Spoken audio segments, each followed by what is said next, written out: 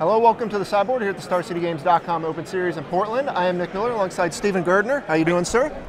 You have gone on one hell of a run here at the Portland Standard Open. So you are our Open Series Spotlight deck tech. So one of our premium writers. We're going to break down your deck that you made the top 8 with, do a little Magic Online video series, and you're going to break it down for it.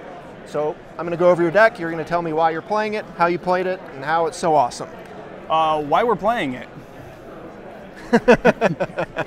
Just scoot everything off to the side, and it's for Aspect of Hydra here. Right. So this is the key card. This is why you want to play mono green beatdown. Absolutely, that card affects all of the deck choices.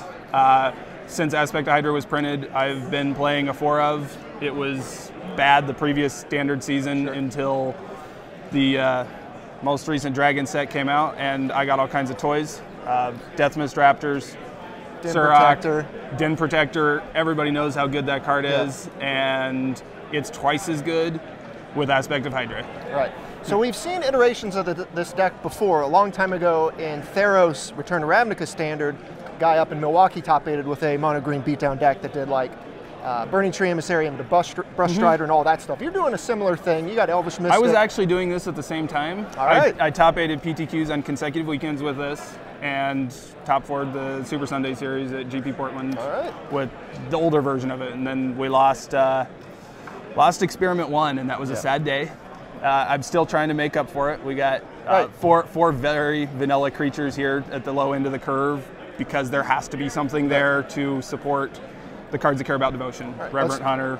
Let's talk about our new cards. You've got Servant of the Scale, which is your new, not quite Experiment 1 by any means. Not anywhere close. But it's a 1/1, and but it helps. It's fair because of the other good card, which is amazing. Exactly. Let's talk about Avatar of the Resolute. Reach and Trample. I was playing a set of Swordwise Centaurs before and was very happy with them. Right. Very surprised to have a rare that is the same thing, that gives Reach, Trample, and is bigger very frequently. I don't need to play Nylea anymore. Between the evasion with these two cards, I don't care about Elspeth board states, mono green board states. Right. That goes over and through all of it. I had a match earlier today where Avatar attacked and he had to block with like 8 toughness total dudes to play around my tricks. Right. I saw the board state and he put a Courser, like 4 Bs, another creature in front of it, and you had double Aspect of Hydra, still getting through for a lot of damage, killing the stuff. But as you mentioned, the combination of Avatar of the Resolute and Den Protector giving you the pseudo evasion, you can just kind of power through everything. So on top of that, we've got to talk about your 3 drops, which are Death Mist Raptor, a full suite of Boon Satyr, and then Reverent Hunter, which is really the engine here while you're playing all these green pips.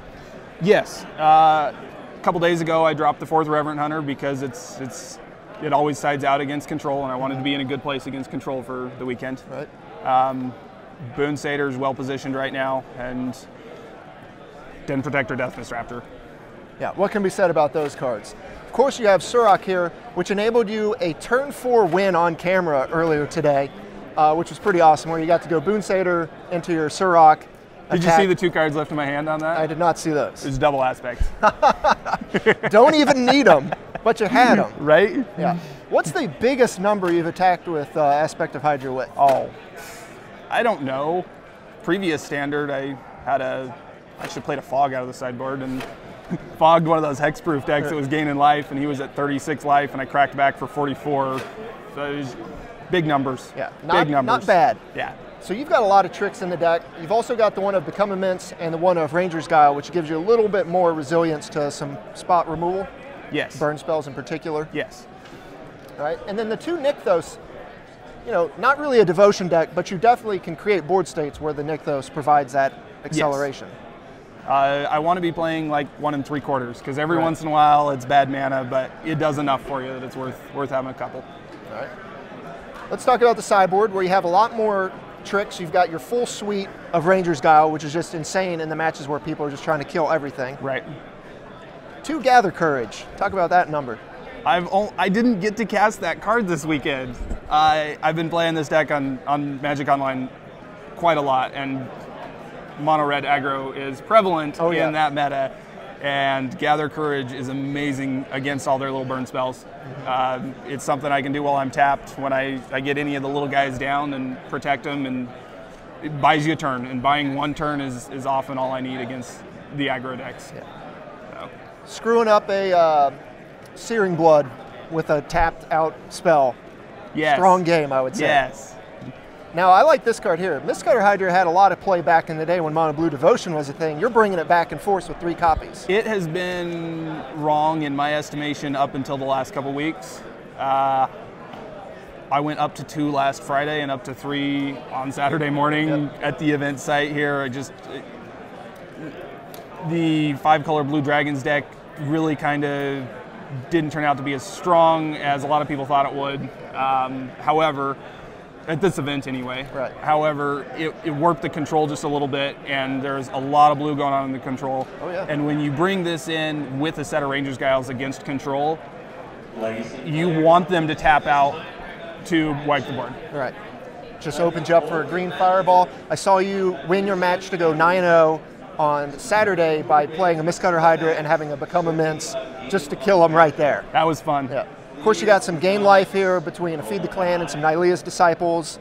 You got to hedge a little bit against the Mono Reds. And then a couple Back to Natures and a Reclamation Sage. What enchantments are you really fearing here? It's the 2-for-1. If you can get 2-for-1 on Coursers with Back to Nature, that's great. Sure. But with this deck, clearing 4 butts out of the way for 2 mana, that's a pretty good removal spell that occasionally goes over the top. You have to, I mean, Jeskai tokens still exist. Right. You have to be aware of that. And the green-white devotion lists, I feel pretty heavily favored in the matchup, but these help. Right. A lot of outs there. The Hunt the Hunter has been really big. There was more Abzan here than I expected, did pretty well against it. The great thing about all of these spells is so often you get to use multiples with Den Protector. Correct. And I wish I would have had another one of these in the board this weekend. Other than that, I'm pretty happy with it. So for our pro that's going to be playing this deck, and anyone that wants to pick up the deck, what advice would you give them? Know how to play against control. What's the secret? You're the control deck. You control what they play and when they play it.